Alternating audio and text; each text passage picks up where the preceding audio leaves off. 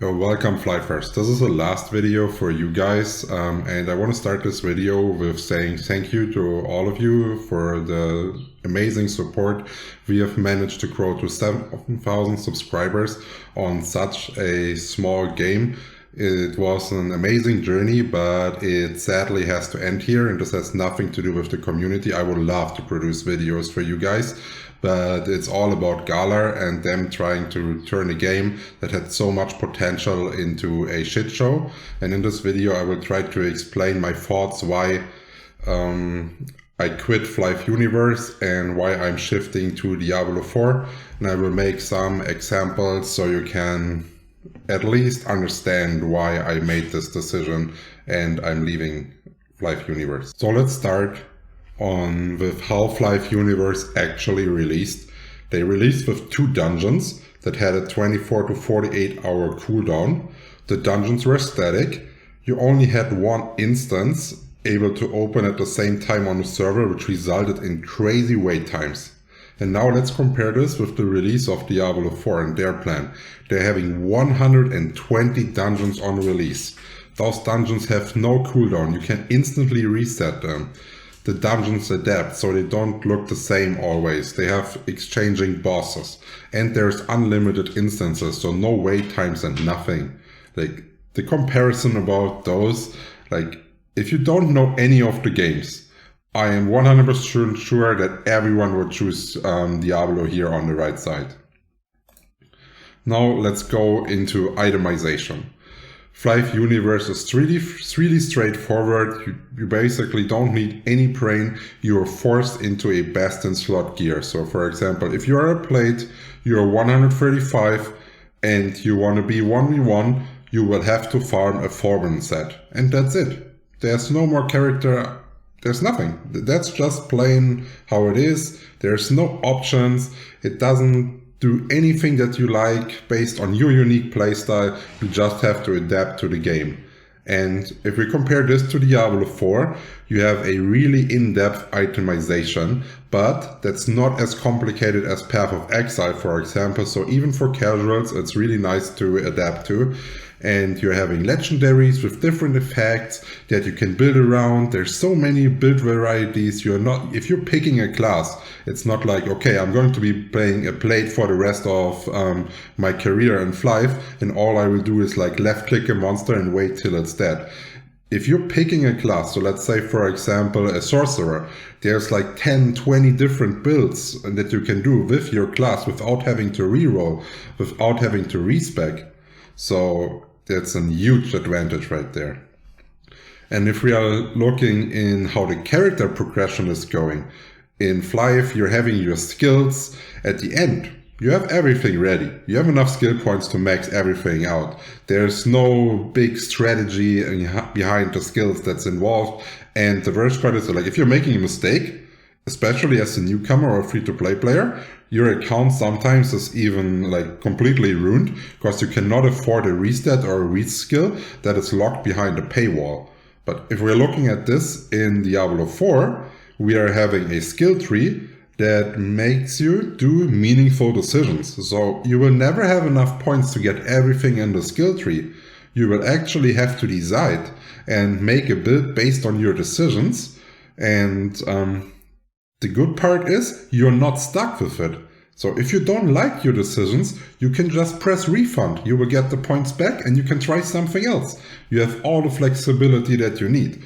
And the refund, it will not cost you real money. All you have to do is farm a little, kill some monsters, you have enough gold, you press the refund button, and you're good to go for a next round and do some more progression in your character. Doing another unique playstyle that you enjoy. You're not limited. Next up, I want to talk about the really disappointing update of Flyff Universe and how the developers lied to us. So if we're looking at the developers update and the interview that we had long ago, they said they have content already ready and they can just release it. So they will not get into a delay. That was their statement. And what happened? We had half a year of a delay to get 5 dungeons that have no variety, They are basically the same. The dungeons were buggy as hell. There were so many ways to abuse the dungeons with yo-yo jester pulling, with kiting mobs, like for example to the right side and focusing on the boss, especially when we're talking about the Guardian dungeon. So like it feels like it got released with no effort, no testing and nothing, really badly balanced. And on the other hand, if we're looking at Diablo 4, we're having a big franchise. We are having new content that releases every 3 months together with seasons that gives you a new boost why you actually want to play the game. And each season has a new theme with new content, new styles you can adapt, new cosmetics, like everything feels new and fresh after every 3 months. And Flyff Universe is not even able to provide you this feeling after 6 months of developing something. And we already know how Blizzard, for example, tackles his update issues on Hearthstone, where they always are a couple seasons ahead, so they don't get into any trouble. And they're doing the same for Diablo 4, so they already have 1 year of additional content ready and to go in their pipeline. Now, let's talk about something money related. Flyff Universe. Most people have probably watched the video if Flyff Universe is pay to win or not, and it's insane pay to progress. And just to make this clear, I don't want to bring up the whole topic. Pay to progress is not like less destroying for a game than pay to win. It's even worse. Like pay to win means you can just pay a fixed amount of money and you have something. Pay to progress means you will scale up. You will pay so much money to get to a certain point, which at the time for me felt fine because I really enjoyed the game. But as the nostalgia of the game drops, the costs seem to feel higher and higher. And yeah, it's nothing I would recommend to anyone that has like a limited budget and just wants to play a game. And if there's games available that feel way, way better without having to spend the money, then why would you stay in Flyff Universe? Especially like make a comparison. EXP boosts cost real money. Like if you want to level for 1 hour with an amplification, it's almost €1, right? And if you're going into Diablo 4, you're having everything built around buy to play. So you only invest once, you're buying the game, you're getting all the season updates for free. That's not hidden behind a DLC or anything. You're having a battle pass. And they even designed it the way that the EXP boosts that would give you an advantage in the battle pass are for free-to-play players.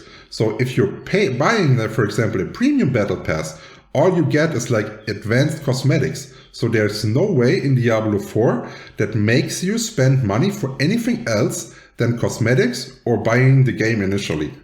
Other than that, you're totally free to enjoy the game without wasting your hard-earned money. Then there's something which I personally really dislike.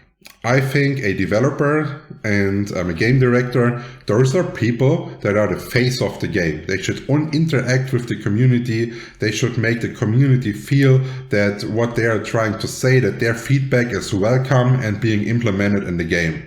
And if we are looking in a comparison here, our last developer interview and statement from Flyff Universe was in 2021.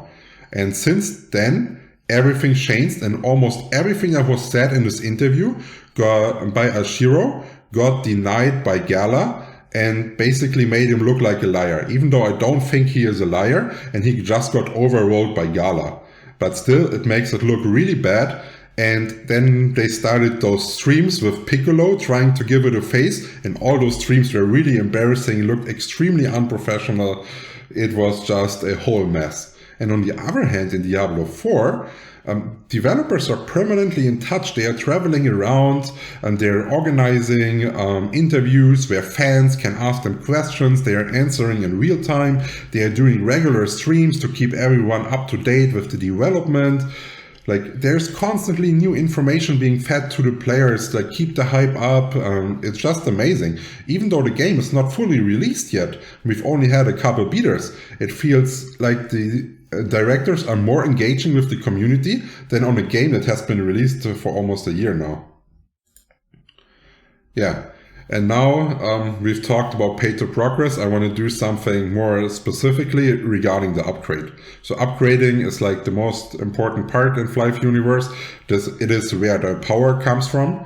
And 98% of it is locked behind a paywall. Progressing as a free-to-play player basically means you need to buy scrolls from other players that are caching. If no one would caching, the progress of players' power on the server would not stop, but it would be so extremely slow that probably no one would have fun anymore. And if we're taking this into consideration with prices, so just looking at a maxed out jewelry part plus 20, you will need to spend F coins for almost 1,000 euro on those parts to get it to plus 20. And they even made it worse with the new update, introducing the pity system. Like before the pity system, a jewelry part was like 500 to 600 euros.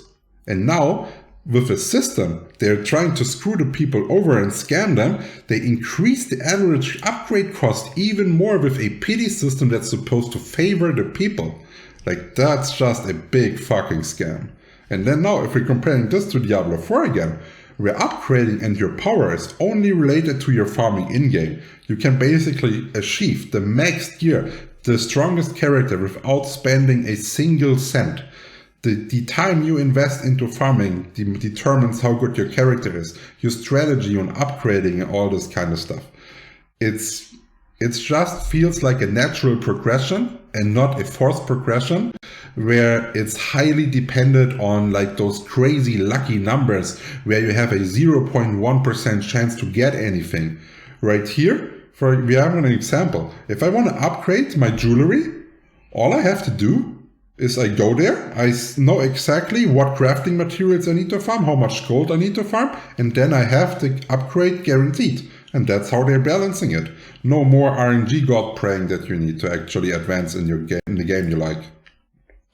And now, one of the situations where I'm like probably the most unhappy about is that the devs said in their developer logs before the game actually was released that they are able to do RMT tracking, banning bots and all this kind of stuff with a crazy AI that can do basically anything automatically, learns how the people are reacting and can act accordingly. And what they have done in the end was adding a capture after a certain amount of time, and that was it. So this feels like a really big lie.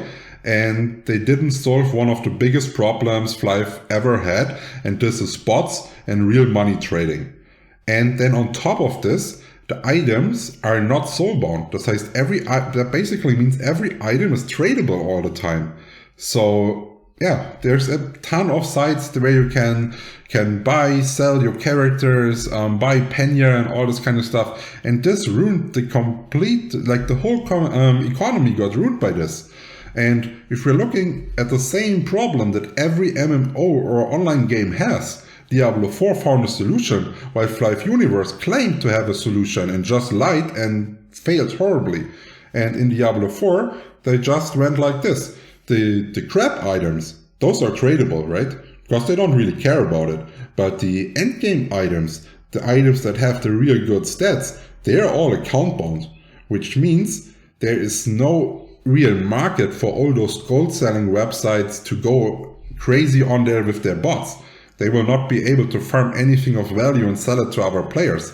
But since we already know that the game progression is not based on like some crazy lucky numbers, you know exactly what you farm, you will not even feel the need to buy items of other players. You can progress the game all by yourself, or you can play in a group of up to 4 players and trade around the gear with your friends. So you have the option to help each other out, but you will not get a economy that is completely ruined by bots. And now, this is something for me personally as a content creator, this just doesn't feel right.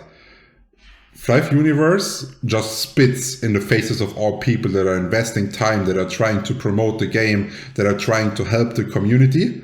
They don't give a fuck. Like, Flyff Universe is such a small game. I have managed to get 13.4 million impressions just for this game alone. And they don't care. They don't give a fuck. It doesn't matter for them at all. I'm going into Diablo 4 better. Just one better. Instantly for the next better, I'm having a brand deal with Exitlag ready. Like, what's the difference? It's definitely not the difference of the games. It's the difference of the attitude of the publishers and the popularity of the game. It's not even the part. It's just that Gala doesn't give a fuck. They don't care. They're spitting in the faces of their content creators, which they should actually been working with. And now, yeah, that's what I would like to say. The reason why I quit is that Gala made a shit show out of this game. I played the game for nostalgia. I really hoped that this game will pull off, that they will not repeat the same mistakes as they have done on Flyff PC. But the longer I have been watching it, the more it's becoming Flyff PC. They're repeating the exact same mistakes. They are forcing the Snigo technology developers that probably had something else in mind to follow along their money greedy plans, and they just don't give a shit about the community. And I personally really like my Flyff Universe community, and I really like producing content for you guys. And I liked it that you enjoyed the content, that you got something to learn, we got to talk, we got to discuss about things. It was so much fun. And I don't want this to stop. So I would be really happy if you join me on the journey on Diablo 4 as well. And I've also made sure that the quality of the guides is way higher now. So we are spending way more time into editing. We are spending more time into research. We are having a whole new platform where we can run all the analysis, where we can run all the build calculators. We're getting perfect data for new guides. And yeah, last I would say, thank you very much for watching. If you're not interested in Diablo 4, I can totally understand. It was a nice journey with you guys. Cheers. Thank you very much for watching this video all the way to the end. If any questions still rush through your mind, feel free to comment below the video. For more in-depth questions and to stay up to date on the most OP builds, I recommend joining my Diablo 4 Discord community. If you want to support the content creation process, feel free to purchase a channel membership